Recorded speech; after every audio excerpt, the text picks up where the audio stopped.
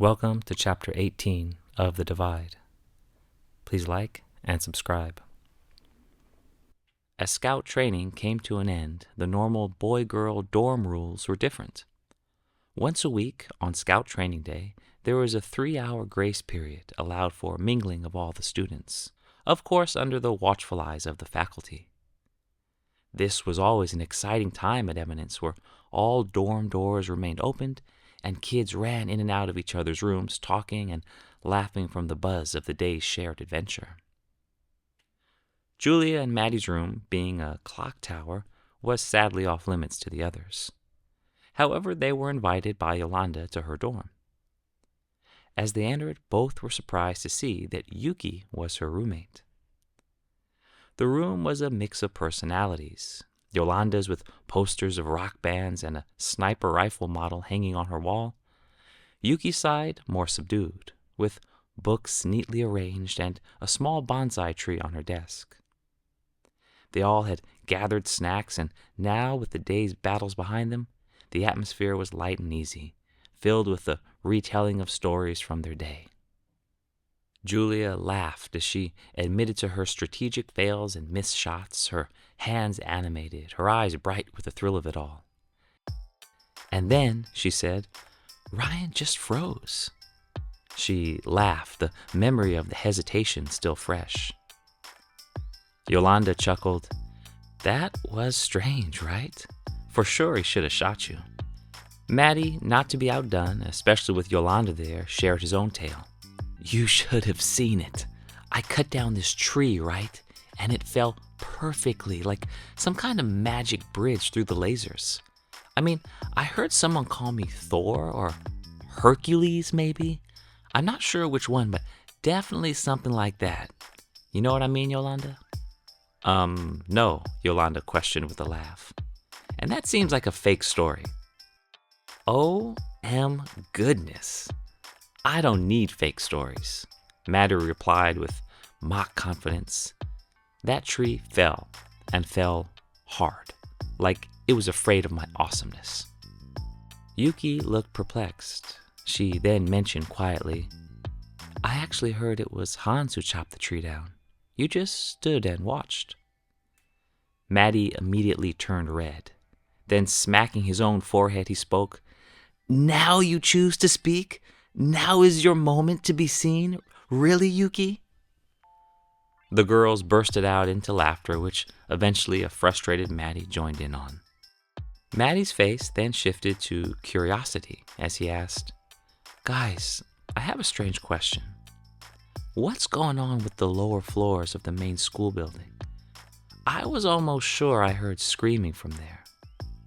Julia looked to her brother with slight concern, hoping that he wouldn't go full Maddie with Yolanda and Yuki there. Yolanda, with a knowing look, replied, "That's the teacher's floor. When I was really young, I went down there with my dad once. He made me wait in one of the first rooms, though, so I didn't see much.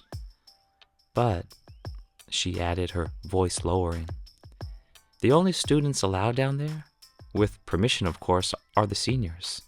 Although I have no idea why they're so special." Julia's interest peaked as she glanced at Yuki. She could see Yuki's face told of a story. Yuki, catching the look, shrugged casually, her eyes twinkled with mischief. "I've been down there with the seniors," she confessed, her voice barely above a whisper. "I snuck in once, with all the seniors, last year." "How did you do that?" Yolanda asked. "One of the seniors dropped their key card. I ran after him to return it, and he was going downstairs." "So you were curious why the seniors go down there?" Maddie asked. "Well, I think all the students are," Yuki replied. "Every senior in the history of the school never tells what they do when they go down there." "What did you see?" Julia asked, now much more interested in the story. "It was the strangest thing. They went into 2 separate rooms, one for the boys and another for the girls. A few minutes later, they came in swimsuits, each holding a bag of dirty street clothes, like really dirty clothes." Yolanda had a stripe of concern across her face. "That's sus." "Then what happened?" Maddie asked. Then I was almost spotted. I dropped the key card and left as quick and quiet as I could. The room fell into an awkward silence, no one knowing what to exactly make of what Yuki had just said. However, the mood shifted abruptly as a loud knock came from the open door. Standing there was a man in a black suit. He had the look of James Bond when at a casino, but he was at a school. "Yolanda," he said with love and warmth. "I hope I'm not interrupting." "Dad?" Yolanda's surprise was evident. "No, not at all. Great to see you, old man." He stepped in, his gaze sweeping over the group. "I thought I'd drop by, see how my little sniper is doing. And a few new friends are here." Julia, knowing he was talking about her or Maddie, introduced herself. "Hello, nice to meet you, sir. I'm Julia, and this is my brother, Matthew." "Well, nice to meet you, both. I obviously know of your story. You are very brave, Julia. It's truly an honor to have you and Matthew here. My name is Gabriel, but I'm sure you'll end up calling me Mr. Squire or Yolanda's dad." Smiling, he then turned his attention to Maddie. "Hello, young man. You look familiar. Did we see each other somewhere before?" Nope," Maddie answered, feeling cautious and unsure. For in fact, Maddie was almost sure that Mr. Squire was the man in the black suit which he saw in the library. "Well, that's good. That's very good," Mr. Squire replied in a darker tone. Yolanda interrupted. "Why is that good? Sounds creepy, old man." Yolanda's father laughed. "Everything sounds creepy or sus to you, dearie. That's good, though. It'll keep you on your toes. Well, I'll leave you kids to get back to whatever you're doing. And Yolanda, dinner at 6? Yeah, Dad, let's do it." Mr. Squire then came further into the room to high-five goodbye to Yuki, hug Yolanda, and give a handshake to Julia and Matthew. He proceeded through the kids until Matthew. "Nice to meet you, young man," he said. "You too, Mr. Squire," Maddie replied. Yolanda's father shook his hand, but then froze. He didn't let go. Maddie tried to pull away from the handshake, yet Yolanda's father clutched his hand tighter and tighter. Maddie nervously laughed and spoke, "Is this like a test of strength? Because I'm more of a philosopher than a fighter." Everyone giggled a bit, everyone but Julia. For some reason, at this moment, she felt an uneasiness, a fear, a terror in her gut.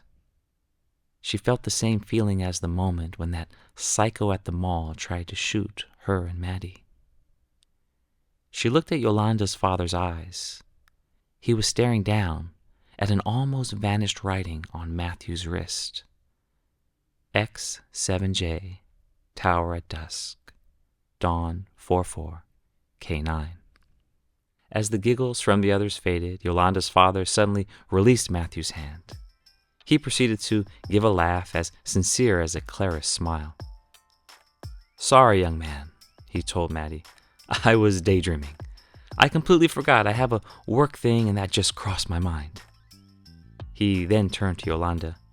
"Yolanda, my dear, I cannot have dinner tonight. I will see you soon." He then rushed out of the room. "Okay," Yolanda laughed out as her dad left the room. "Sus, right?" she asked jokingly. "Very," Julia replied. "Very," she repeated. However, Julia was not joking.